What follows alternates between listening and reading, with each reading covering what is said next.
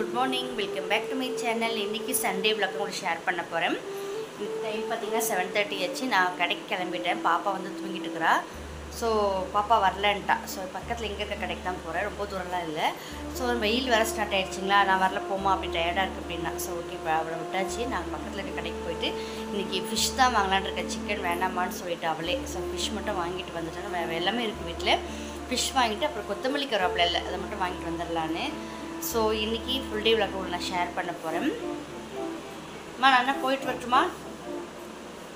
அம்மா படுத்து உருண்டிட்டு கிடக்குறேன். என்ன போயிட்டு வந்துச்சா? நான் போயிட்டு வந்துட்டேன். ஃப்ரெஷ் மார்க்கெட் போயிட்டு கொஞ்சம் சர்க்கரை எல்லாம் வாங்க வேண்டியது. ஸோ சர்க்கரை சில்லி பவுடர் இதெல்லாம் வாங்க வேண்டியதெல்லாம் வாங்கிட்டு வந்துட்டேன். ஸோ பார்த்திங்கன்னா எனக்கு என்ன வாங்கிட்டு வந்தேன்னா எறா தான் வாங்கிட்டு வந்தேன். ஒரு 1/2 kg ப்ரான் மட்டும் வாங்கினேன். ஃப்ரெஷ் மார்க்கெட் போய் கொத்தமல்லி வாங்கலான்னு போனால் கொத்தமல்லி ஃப்ரெஷ்ஷாகவே இல்லை, லேட் ஆக மாட்டோம் எடுத்து வைக்கிறதுக்கு அப்படின்ட்டாங்க. நம்ம கருவேப்பிலை மட்டும் வாங்கினேன். இது வந்து 10 ரூபாங்க இந்த கருவேப்பிலை. ஸோ வாங்கிட்டு வந்துட்டு அதுக்கப்புறம் பார்த்திங்கன்னா பாப்பா பானிபூரி கேட்டுக்கிறா. ஸோ பானிபூரி ரெடிமேடு பேக் வந்துருக்குல்ல, ஸோ இது வாங்கிட்டு வந்தேன். இதை வந்து எண்ணெயில் போட்டு பொரித்து எடுத்துகிட்டு இதுக்கு கிழங்கு வந்து வீட்டிலே ரெடி பண்ணி கொடுக்கலான்னு. அப்புறம் பார்த்திங்கன்னா பச்சரிசி கொஞ்சம் ஆப்பத்துக்கு ஊற வைக்கலான்னு பச்சரிசி எடுத்து ரெடி பண்ணியிருக்கேன். பாப்பா குளிச்சுட்ருக்கா. குளிச்சு நான் டிஃபனை கொடுத்துட்டு அதுக்கப்புறமா மதியம் லஞ்சு செய்கிற வேலை தான். ஒரு பெருசாக ஒரு வேலையும் இல்லை. பெருசாக வேலைன்னு பார்த்தா இந்த பானிபூரி இதை சுட்டு பாப்பாவுக்கு இன்றைக்கி ஈவினிங் ஸ்நாக்ஸ்க்கு ரெடி பண்ணலான் இருக்கேன். ஸோ அதுக்காக வாங்கிட்டு வந்துருக்கேன். தான் ஃபஸ்ட் டைம் நான் வாங்குறது எப்படி இருக்கும்னு தெரியல. பேக் வந்து 20 rupees தாங்க பாருங்கள். ஆனால் குட்டி குட்டி பானிபூரியாக இருக்கும் போல இருக்குது. ஸோ பார்ப்போம். மார்னிங் டிஃபன் பார்த்திங்கன்னா இட்லி சட்னி. நான் வெளியே ஒரு ஹோட்டல்லேருந்து வாங்கிட்டு வந்துட்டேன். செம்ம டயர்டாக வரும்போது சரியான வெயில் வர வந்து எங்கே செய்யறதுன்ட்டு ஒரே ஒரு 4 இட்லி மட்டும் பார்சல் பண்ணிட்டு வந்தேன். எப்படிமா நல்லா இருக்கு அந்த ஹோட்டலில்? ஸோ இன்றைக்கி தான் நான் ஆப்பத்துக்கு மாவு ஊற வைக்கிறேங்க. ஸோ நான் இட்லிக்கு மாவு இல்லை, வந்து எப்படியும் நான் மேகி தான் பண்ணி கொடுத்துருக்கணும். ஸோ அதுக்கு பேசாமல் இட்லி வாங்கிட்டு வந்து கொடுத்துடலாமேன்னு இட்லி வாங்கிட்டு வந்து கொடுத்துட்டேன். எறா பார்த்திங்கன்னா வாஷ் பண்ணிவிட்டேன். நல்லா மஞ்சத்தூள் போட்டு அலசி வாஷ் பண்ணி எடுத்து வச்சுட்டேன். 1/2 kg வாங்கிட்டு வந்தேன். பார்த்தா வாஷ் பண்ணி நல்லா க்ளீன் பண்ணி எடுத்தால் ஒரு 1/4 கிலோ பக்கம் தான் வருது. ஸோ பரவாயில்ல, ஓகே. இந்த வாரம் சிக்கன் சாப்பிட்டு ஒரு மாதிரி இருக்குது. ஸோ இந்த வாரம் கொஞ்சம் ப்ரான்ஸ் எல்லாமே வாங்கிட்டு வந்துட்டேன். இது பார்த்திங்கன்னா ஆப்பத்துக்கு பச்சரிசி ஒரு 2.5 கிளாஸ் ஊற வச்சுருக்கேன். ஒரு கைப்பிடி அளவுக்கு உளுந்து கொஞ்சம் வெந்தயம் ஊற வச்சிட்டேன்னா அதுக்கப்புறம் ஆப்பத்துக்கு மாவு ஆட்டிடுவேன். இன்றைக்கி வந்து வெறும் ரசம் வச்சுட்டு ப்ரான் தொக்கு மாதிரி பண்ண போகிறேன். அப்புறம் பார்த்திங்கன்னா இஞ்சி பூண்டு பேஸ்ட்டு கொஞ்சம் இருக்குது. இப்போ தான் ஃப்ரீசர்லேருந்து எடுத்து வச்சுருக்கேன்.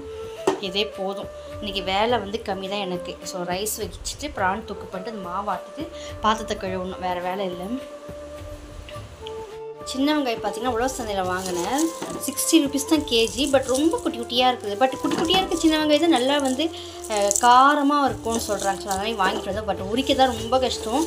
நான் வந்து அந்த அர்ஜென்ட்டாக செய்வேன். காலையில் இந்த ஸ்கூல் டைம்லலாம் நான் சின்ன வெங்காயம் இருக்கவே மாட்டேங்க, ஏன்னா அது உரிக்கிறதுக்கு டைம் ஆகிடும். ஸோ இன்றைக்கி சண்டே இல்லை, கொஞ்சம் நிதானமாக சமைக்கலான்ட்டு சின்ன வெங்காயம் போட்டு இன்றைக்கி ப்ரான் தொக்கு செய்ய போகிறேன். யூஸ்வலாக பார்த்திங்கன்னா நான்வெஜ்ஜுக்கு சின்ன வெங்காயம் போட்டு செஞ்சது ரொம்ப டேஸ்ட்டாக இருக்கும். ஸோ சின்ன வெங்காயம் போட்டு செய்யலான்ட்டு சின்ன வெங்காயம் ஃபஸ்ட்டு உரிச்சிட்டு வந்துட்டு அதுக்கப்புறமா ப்ரான் தொக்கு செய்ய ஆரம்பிக்கலாம்.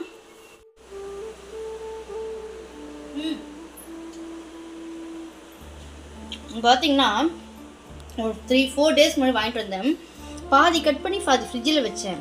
அது என்னவோ தெரில, ஒரு பக்கமெல்லாம் ஒரு மாதிரி ஆச்சு. ஸோ கொஞ்சம் மட்டும் எடுத்து கட் பண்ணியாச்சு. இப்போ சாப்பிட்றலாங்க. செம்ம டேஸ்ட். ஆனால் நல்லா ஸ்வீட்டாகுது.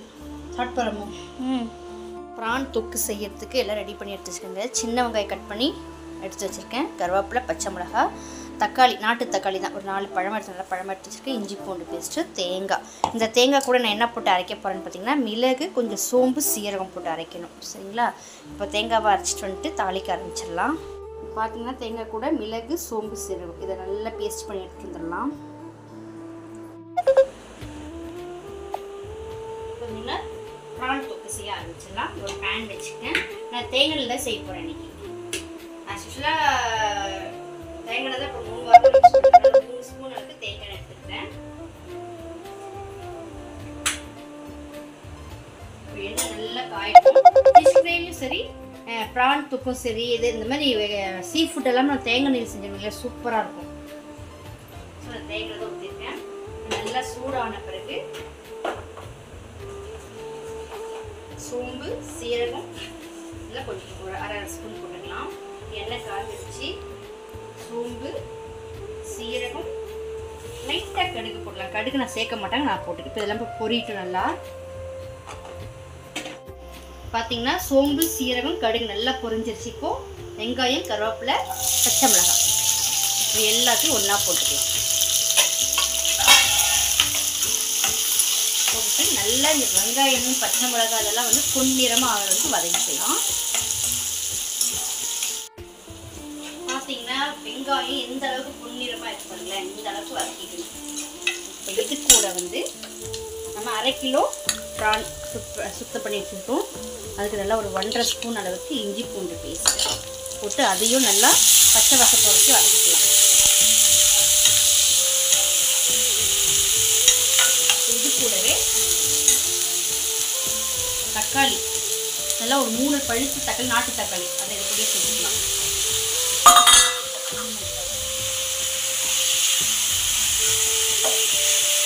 சேர்த்துட்டு நல்லா கலந்து வச்சுருக்கோம். மசாலா ஐட்டம்லாம் சேர்த்துக்கலாம். 1 ஸ்பூன் அளவுக்கு மிளகாய் தூள் சேர்த்துருக்கேன். ஏன்னா பச்சை மிளகாய் வேறு சேர்த்துருக்கோம். ஸோ காரம் கம்மியாகவே இருக்கட்டோன்னே 1 ஸ்பூன் அளவுக்கு மிளகாய் தூள், ஒரு 1.5 ஸ்பூன் அளவுக்கு தனியாத்தூள், குழம்பு மிளகாய் தூள் அது தனியாக ஒரு 1 ஸ்பூன் அளவுக்கு சேர்த்துக்குங்க. நெக்ஸ்ட்டு உப்பு லைட்டாக போட்டால் போதும். உப்பு போட்டுட்டு இப்போ இதை வந்து நல்லா கலரி கொடுத்துக்குங்க. கூடவே மெயினானது மஞ்சத்தூள் போடும்போது நமக்கு அந்த இந்த ஸ்மெல்லாம் வராதுங்க. ஸோ அதனால் ஒரு நிமிஷம். இப்போ மஞ்சத்தூள் 1/2 ஸ்பூன் போட்டாச்சு. இது எல்லாத்தையும் மிக்ஸ் பண்ணிவிட்டு நல்லா மீடியமான சிம்மில் வச்சுட்டு மூடி போட்டுடலாம். இது நல்லா பச்சை வாசல்லாம் போய் இந்த தக்காளி வந்து நல்லா தொக்கு மாதிரி வதங்கி வரணும். வதங்கி வந்த அதுக்கப்புறமா தான் நம்ம ப்ரான் போடணும். ப்ரான் போட்ட பிறகு இந்த தேங்காய் பேஸ்ட்டு நல்லா பேஸ்ட் பண்ணிட்டு வந்துடலாம். இதெல்லாம் வதங்கட்டும். பார்த்தீங்கன்னா தக்காளி நல்லா மசிஞ்சிருச்சு. இந்த அளவுக்கு பேஸ்ட் ஆகிடணும் நல்லா. அப்போ தான் பச்சை வாசல்லாம் போனால் தான் இந்த நல்லா இருக்கும் குழம்பு டேஸ்ட். இப்போது இந்த ப்ரானை அதில் போட்டுக்கலாம்.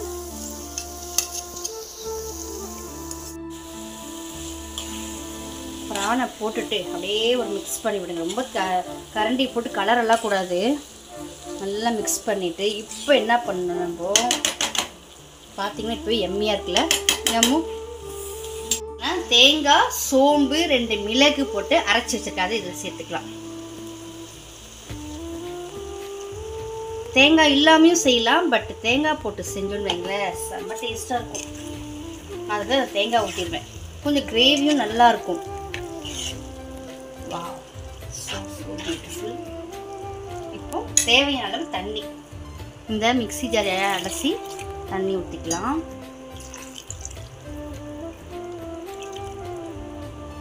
ஊற்றிட்டு நல்லா கலந்துட்டு உப்பு இருக்கான்னு பார்த்துக்குங்க. இன்னும் கூட தண்ணி ஊற்றிக்கலாம். ஏன்னா ப்ரான் வெந்து இது அப்படியே திக்காய் வரணும். இப்போ உப்பெல்லாம் இருக்கான்னு பார்த்துக்கலாம்.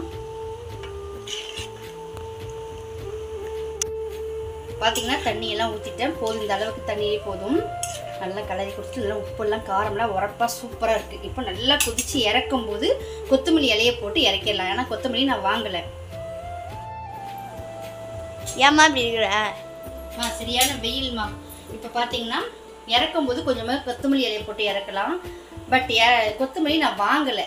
ஏன்னு பார்த்தீங்கன்னா ஃப்ரெஷ் மார்க்கெட்டில் கொத்தமல்லி இருக்குது. பழைய கொத்தமல்லியே எடுத்து வச்சுருக்குறாங்க. அதையே வாங்கிட்டு போகணுமா. ஃப்ரெஷ்ஷான கொத்தமல்லி எடுத்து வைங்கன்னா 10 மணிக்கு மேலே தான் எடுத்து வைப்பாங்க. அது என்னன்னு தெரியல. ஸோ எனக்கு பழைய கொத்தமல்லி வேண்டாம், கருவேப்பிலை மட்டும் கொடுத்து வாங்கிட்டு வந்துட்டு அதுவே 10 ரூபா. ஸோ இருக்கிற கொத்தமல்லி போட்டு வீட்டில் இருந்தது சும்மா கொத்தமல்லியே இல்லை. ஸோ கொத்தமல்லி மட்டும் தான் இந்த மிஸ் இந்த ப்ரான் தொட்டில் மற்றபடி சூப்பராக இருக்குது. நல்லா கொதிச்சு கொடுக்காங்க. பார்த்தீங்கன்னா ப்ரான் தொட்டு சூப்பராக ரெடி ஆயிடுச்சு. பார்த்தீங்கன்னா தெரியும் நல்லா கிரேவியெல்லாம் நல்லா வந்து நல்லா திக்காகிடுச்சு. இந்த அளவுக்கு இருந்தால் போதும். சாதத்துக்கெல்லாம் நல்லாயிருக்கும். சாப்பாடு, இட்லி, தோசை எல்லாம் சூப்பராக இருக்கும். கொத்தமல்லி மட்டும் இல்லை, சூப்பரான ப்ரான் தொக்கு ரெடி ஆயிடுச்சு. சாதம் வச்சுட்டு சாப்பாடு கொடுக்குற வேலை தான் எனக்கு இருக்கும். ஏமா ஊட்டி ஆசை வந்துருச்சா? ஊட்டிலேருந்து வாங்கிட்டு வந்த அந்த இதெல்லாம் பார்க்குறேன். வாங்க இப்போ மதியானம் சாப்பாடு என்னன்னு பார்த்துடலாம். எங்கள் வீட்டில் இன்றைக்கி ஸ்பெஷல் பார்த்தீங்கன்னா சூப்பரான ப்ரான் கிரேவி. செம்ம டேஸ்ட்டாக இருக்குங்க. உண்மையாக சொல்லி சூப்பர். சாதெல்லாம் கொஞ்சம் குழஞ்சிருச்சுன்னு நினைக்கிறேன். வீட்டுக்கு கெஸ்ட் வந்திருந்தாங்களா, ஸோ அவங்கள கொஞ்சம் பார்த்துட்டு வந்து சாதத்தை விட்டுட்டேன். ஸோ லைட்டாக குழஞ்சி 6 நாள் கரெக்டாக இருக்கும்னு நினைக்கிறேன், பார்க்கலாம். இது புது ரைஸ் வேறு, எனக்கு தண்ணி எப்படி வச்சாலும் இது இதாக மாட்டுது. சுட சுட சாதம் போட்டாச்சு. இன்றைக்கி அம்மாவுக்கு பிடிச்ச ப்ரான் கிரேவி. நான்வெஜ்ஜிலேயே பிடிச்சது எதுன்னு கேட்டால் அவளை ஃபஸ்ட்டு ப்ரான் தாங்க சொல்லுவாள். அது என்ன தெரியல, ரொம்ப பிடிக்கும். ஓகே, சாப்பிட்டு பார்த்துட்டு எப்படின்னு சொல்லலாமோ? ஓகே, சூடாக இருக்குது. நான் சாப்பிட்டு பார்த்துட்டு எப்படி இருக்குன்னு சொல்கிறேன் உங்களுக்கு. செம்ம டேஸ்ட்டாக இருக்கும், உங்களுக்கு பார்த்தாவே தெரியும். என்னம்மா ப்ரான் எல்லாம் எடுத்து என்னவோ அடக்கி வச்சிருக்கிற? ஆமாம், அப்போ தான் சாப்பிட்றது ஈஸியாக இருக்கும். பார்த்தீங்களா எவ்வளோ ருசிச்சு சாப்பிட்றா பார்த்தீங்களா? அம்மா உனக்கு சிக்கன், மட்டன், ப்ரான், ஃபிஷ் இதை வச்சு எது ஃபஸ்ட் பிடிக்கும்?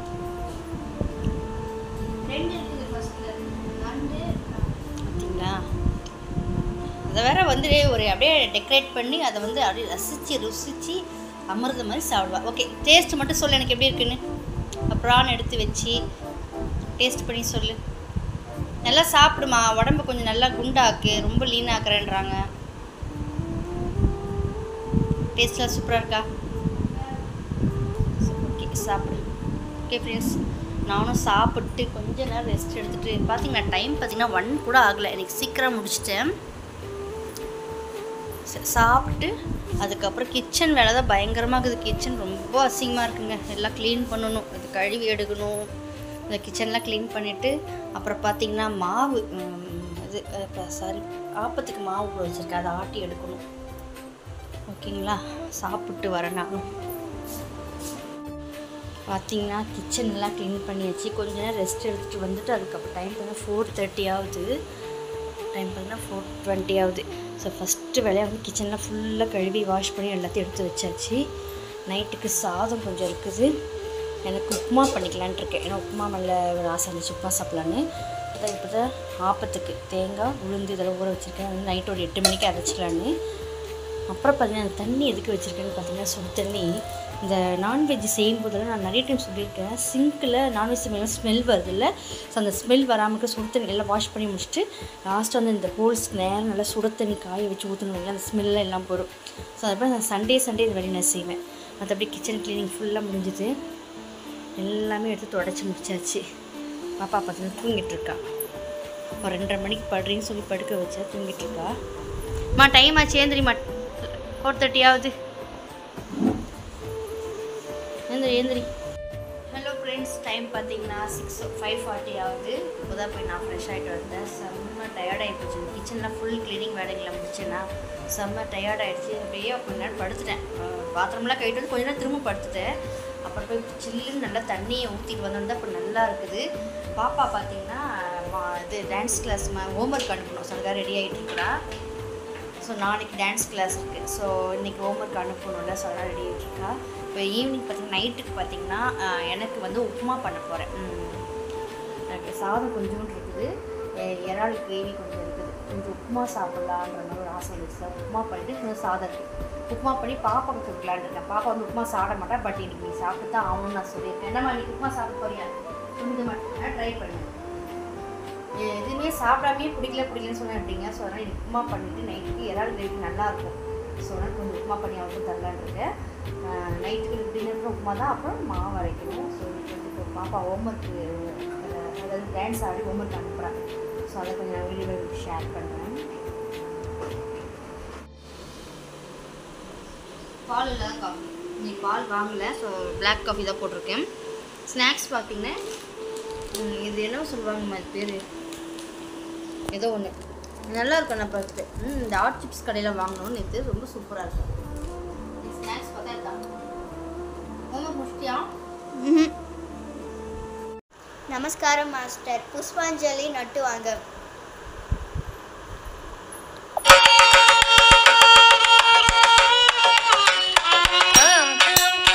Tam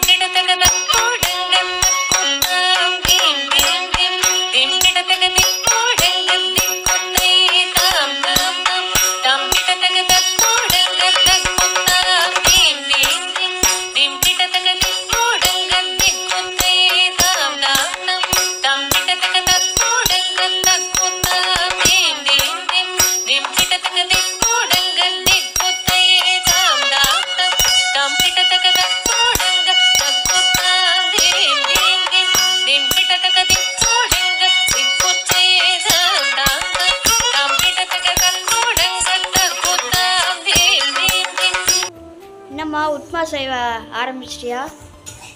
ஆமாம்மா, கொஞ்சம் வித்தியாசமாக ட்ரை பண்ணி பார்த்தா தானே தெரியும். உப்புமாக்கும் எறா தொக்குக்கும் எப்படி இருக்குன்னு பார்க்க போகிறோம். சரியா? அதில் உப்புமா வந்து நீங்கள் தேங்காய் நெய் ஈஸியாக. உப்புமாக்கு ஒரு எறா தொக்கு சூப்பராக இருக்கும். ட்ரை பண்ணி பாருங்க.